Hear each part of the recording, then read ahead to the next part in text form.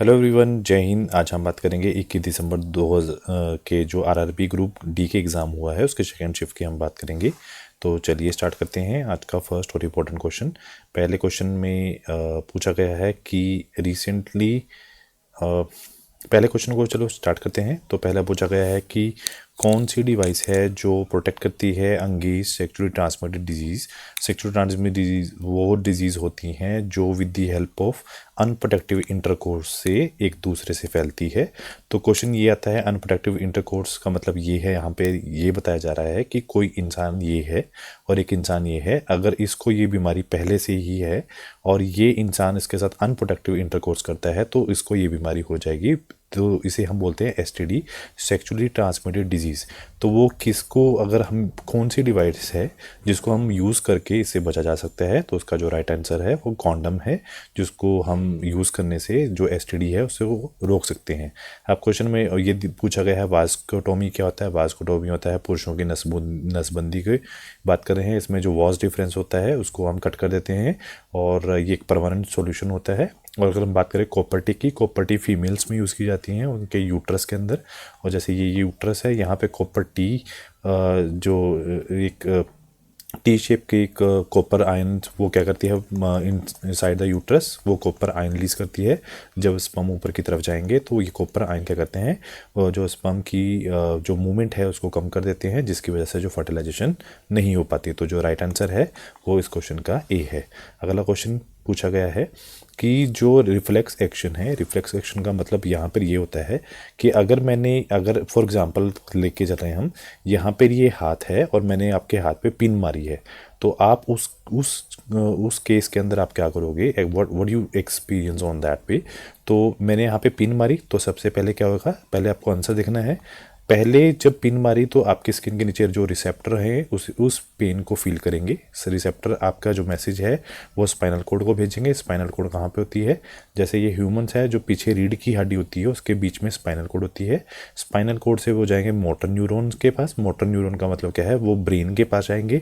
Brain पे message आएगा कि भाई मेरे को बहुत पेन हुई है, तो उसके बाद वो सारा मैसेज मसल के पास जाएगा जहाँ पे पिन लगी है और मैं अपना हाथ पीछे कर लूँगा। तो ये सारा रिफ्लेक्स एक्शन का एक करेक्ट सीक्वेंस है।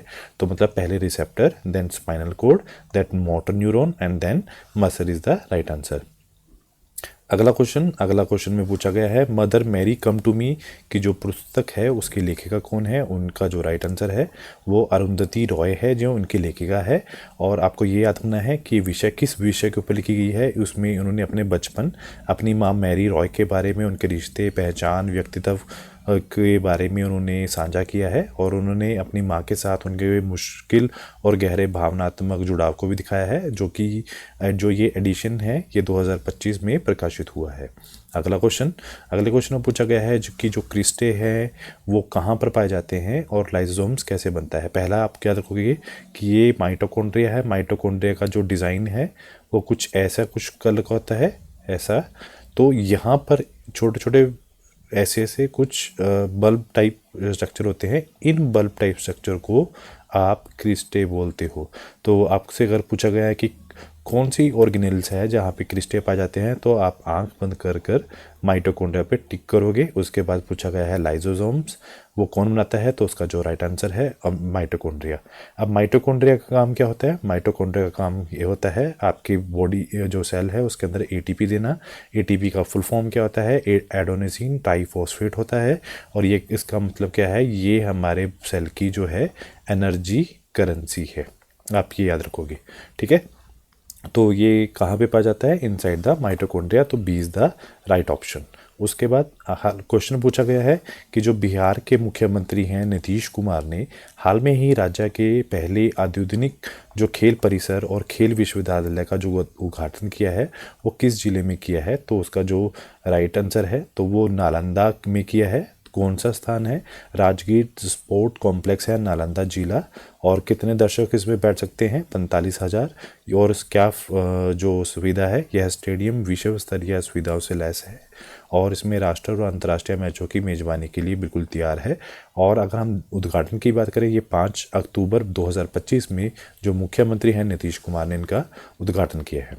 अगले क्वेश्चन में ये पूछा गया है कि हमें आपको एक अमेंडमेंट बिल बताना है। देखो इसमें क्वेश्चन में पूछा क्या गया है, कोई भी प्रधानमंत्री है, कोई भी मुख्यमंत्री है, कोई भी सेंटर का मिनिस्टर है, कोई भी स्टेट का मिनिस्टर है, अगर उसके ऊपर गंभीर मामले हैं और वो किसी मामले के हद में गिरफ्तार होता है तो लगातार 30 दिन तक वो हिरासत में रहता है, मतलब कोई भी केस उसके ऊपर चल रहा है, वो 30 दिन तक जेल के अंदर बैठा है, तो जो राष्ट्रपति है या फिर राज्यपाल है द्वारा पद से हटा दिया जाएगा, ताकि जेल से सरकार चलाने की जो प्रथा है उस पर रोक लगाई जाए। तो वो कौन से संशोधन के अंदर आता है? तो जो राइट आंसर है वो है 130 जो संशोधन बिल है उसके अंदर आता है। और ये कब स्टार्ट हुआ है, संशोधन विधेयक कब पेश हुआ है? ये 2025 में हुआ है। और संविधान के जो अनुच्छेद हैं 75, 164, 239 ए संशोधन को प्रस्तावित करता है।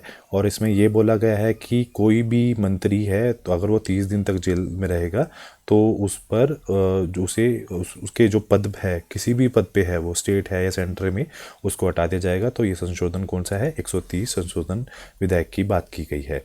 अगला क्वेश्चन में ये पूछा गया है कि कोनो जो राष्ट्रीय उद्यान है ये एक सुर्खियों में रहा है, ये मध्य प्रदेश में है हमें पता है, पर ये किस जिले के अंदर स्थित है? ये जो सुर्खियों में रहा है एक नेशनल पार्क है, तो ये आप बोलोगे कि मध्य प्रदेश के श्योर जो जिला है उसके अंदर है। और ये फेमस क्यों रहा है? इसमें हमने बहुत चीता जो पुनर्वास जो कार्यक्रम हुआ है, हमने जो चीते मंगाए हैं, कहाँ से मंगाए हैं? दक्षिण अफ्रीका से मंगाए हैं, नामीबिया से मंगाए हैं, वो इसी के अंदर नेशनल पार्क के अंदर हमने भेजे हैं, इसलिए ये सुर्खियों में रहा है। उसके बाद अगला क्वेश्चन पूछा गया है कि 71वें जो राष्ट्रीय जो फिल्म पुरस्कार 2025 में सबसे जो सर्वश्रेष्ठ जो निर्देशन है पिक्चर फिल्म का पुरस्कार किसने अपने नाम किया है? तो अगर हम बात कर रहे हैं निर्देशक की, तो उनका नाम है संदीप जो सेन है, उनको मिला है। किसकी वजह से मिला है? इन्होंने एक मूवी बनाई है द केरला स्टोरी की वजह से इनको बेस्ट डायरेक्शन का अवार्ड मिला है। अगर पूछा गया कि बेस्ट पिक्चर फिल्म का बताओ तो आपको 12वीं फेल पे टिक करना है। अगर पूछा गया कि बेस्ट अभिनेता का बताओ तो शाहरुख खान जवान के लिए, और विक्रांत मैसी जो है उनको 12वीं फेल के लिए मिला है। और जो सर्वश्रेष्ठ अभिनेत्री हैं उनको रानी मुखर्जी को मिला है, वो मिसेस चटर्जी बनाम नॉर्वे के जो उन्होंने मूवी बनाई है उसके लिए मिला है। अगला क्वेश्चन कि हाल में ही पूछा गया है कि मार्च 2025 में अगर हम बात करें सेबी की, मतलब क्या है ये? Security and exchange board of India है, उनके एक नए अध्यक्ष के रूप में किसे चुना गया है? तो उनका नाम है तोहिन कांत पांडे जो हैं, उन्हें चुना गया है। और कब चुना गया है? ये 28 फरवरी 2025 को उनको चुना गया है। अगला क्वेश्चन पूछा गया है कि हाल में ही 2025 में राज्य सरकार ने स्कूलों में जो लागू की गई त्रिभाषा नीति, मतलब 3 लैंग्वेज जो पॉलिसी शुरू की थी, उस निर्णय को वापस ले लिया है। तो उसका जो राइट आंसर है, महाराष्ट्र सरकार ने इसको वापस ले लिया है। और ये कब की बात है? महाराष्ट्र सरकार ने अप्रैल 2025 में 1 कक्षा से लेकर 5 कक्षा तक जो तीसरी लैंग्वेज अनिवार्य की थी उसका नाम था हिंदी। उन्होंने बोला कि हिंदी 3rd लैंग्वेज बनाएंगे, बट भाषा बनने का आदेश जारी किया था, लेकिन उसका जो विरोध हुआ है उसके बाद जून 2025 में इसका जो 3 लैंग्वेज जो पॉलिसी है उसको वापस ले लिया गया है। तो राइट आंसर इज महाराष्ट्र। अगला क्वेश्चन, अगस्त 2025 में उत्तराखंड के धारली में जो बादल फटे थे उसकी आपदा के बाद पुनर्वास और नुकसान के आंकलन के लिए एक विशेष समिति गठित की गई थी कि उसमें पता करना था कि कितना हमारे ऊपर, मतलब कितना पैसा लगेगा, मतलब उस जो भी आपदा वहाँ पे आई है। तो जो समिति उन्होंने बनाई थी उसके अध्यक्ष का नाम उन्होंने पूछा था। तो उसका जो अध्यक्ष का नाम है, पहले आप एक चीज़ ध्यान रखोगे कि जो 5 अगस्त 2025 को उत्तरकाशी के धारली में भीषण बादल फटने के और जो खलन के बाद मुख्यमंत्री जो पुष्कर सिंह धामी ने 9 अगस्त 2025 को 3 सदस्यीय जो समिति का गठन किया है, जो चेयरमैन जो सदस्य थे वो उनका नाम क्या था, सुरेंद्र पांडे उसका जो है राइट आंसर था। उन्होंने क्या किया था, उनके साथ साथ जो और भी जो दो लोग थे, जैसे कि आशीष चौहान और वित्त सचिव हिमांशु खुराना भी साथ में शामिल थे। बट अगर उन्होंने पूछा है आपसे चेयरमैन, तो आपका जो राइट आंसर है सुरेंद्र पांडे उसका राइट आंसर रहेगा। अगला क्वेश्चन, CSIR जो द्वारा, CSIR क्या है, ये इसकी इंडिया में बहुत सारी लैब्स हैं जहाँ पर रिसर्च होती है। तो CSIR ने जो हैदराबाद में दो इंस्टीट्यूट हैं, CCMB और इस IB के माध्यम से भारतीय आबादी के जीनोम जो है और सीक्वेंसिंग के लिए जो मिशन स्टार्ट किया है उसका नाम क्या है। तो उसका जो राइट आंसर है B is the right answer. तो उन्होंने इंडीजेन परियोजना शुरू की है। ये शुरुआत 2019 में उन्होंने शुरू की है। उन्होंने क्या किया है, विभिन्न जातियों जो हैं भारतीय आबादी के जीनोम का जो उन्होंने सीक्वेंसिंग की है और उनके जो आनुवंशिक महामारी विज्ञान को सक्षम बनाना, ताकि उनको जो स्वास्थ्य जो प्रौद्योगिकी के विकास को और उनका जो जीन सीक्वेंस करवा रहे हैं उसमें जो डाटा प्रस्तुत करना उनका मेन जो है मिशन रहेगा। उसके बाद अगला क्वेश्चन पूछा गया है कि SBI और सरकारी आंकड़ों के अनुसार भारत में वार्षिक बेरोजगारी दर जो अनएम्प्लॉयमेंट रेट 2017-18 में कितने परसेंट थी, 6% थी।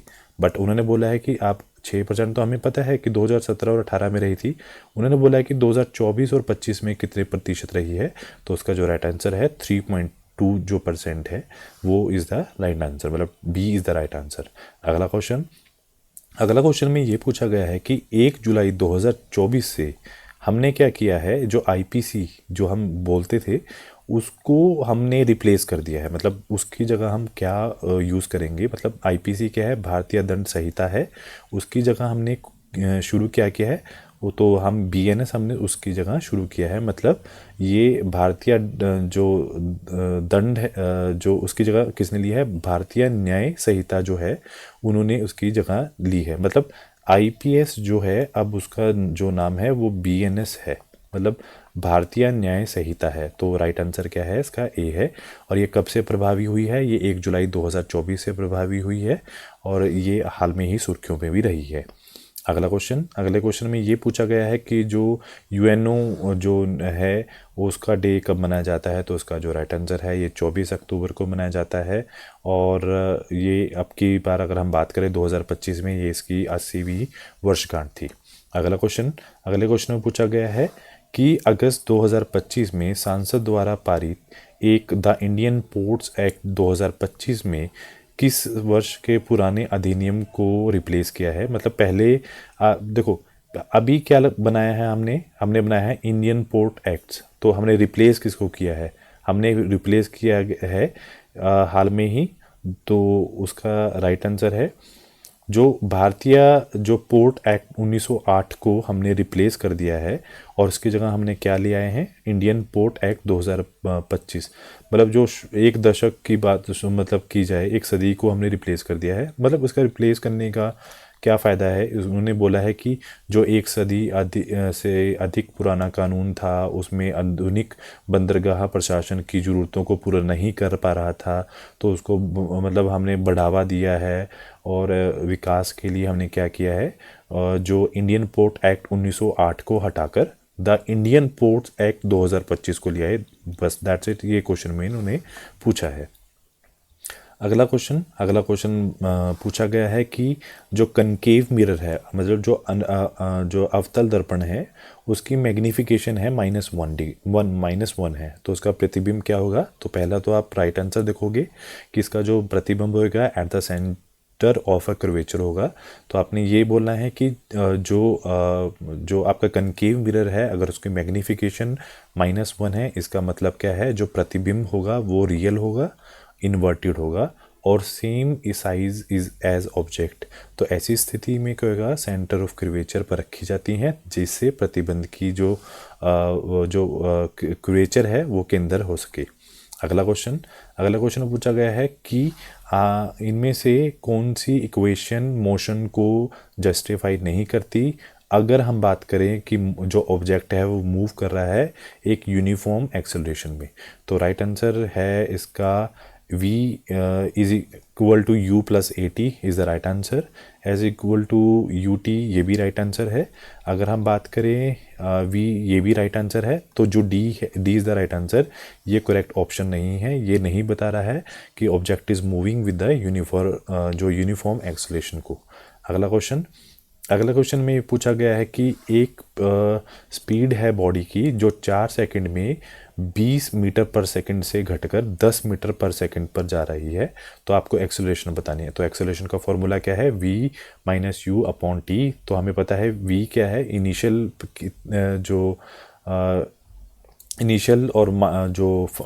इनिशियल वेलोसिटी और फाइनल वेलोसिटी अपॉन में 4 ले लिया। हमें टाइम भी बता रखा है, तो -10 और नीचे क्या आएगा 4।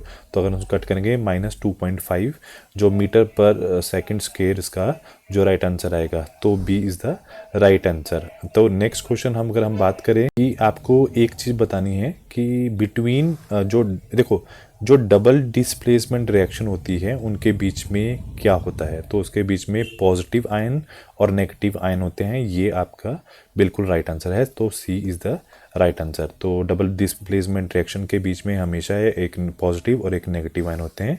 तो राइट आंसर क्या है इसका, सी इज़ द राइट आंसर।